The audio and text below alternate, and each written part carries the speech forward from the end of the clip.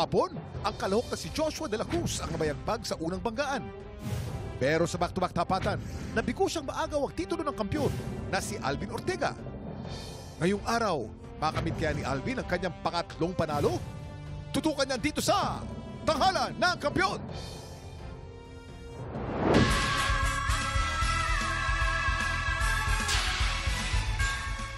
Bakit parang lagi tayo nagmamadali dyan? Siyempre, excited akong mapanood ang ating mga contestant ngayong araw na to. Oo, dapat. Mga kalahok natin.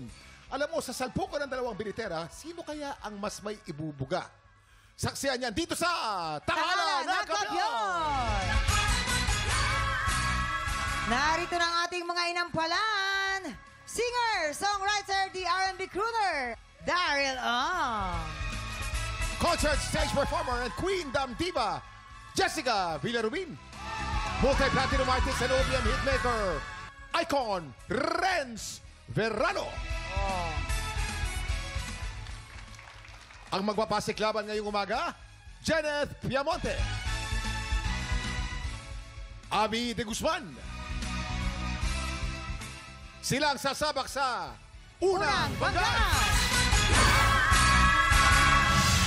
How does it feel to be here again? Siguro nung season 1, medyo nag-hold back pa. Medyo takot kung papaano. Siyempre, kung papaano mo i-express yung music na meron ka po. Pero now kasi, yung song choice na meron ako talagang for the highest level. Ito maganda sa Tanghalan ng Kampiyon kasi binigyan kanila ng panibagong chance. Yes po, and thank you po doon. Thankful din po ako, big thank you po sa TNK, ayan, sa Tanghalan ng Kampiyon na nagbibigay ng opportunity sa mga singers, aspiring singers na maipakita po yung kanilang talent.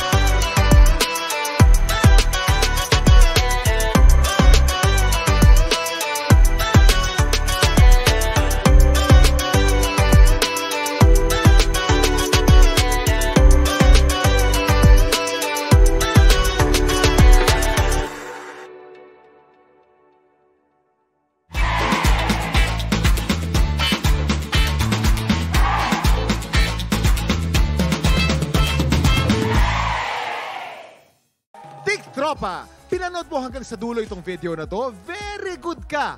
For more happy time, watch more TikTok Lock videos on our official social media pages and subscribe to GMA Network official YouTube channel.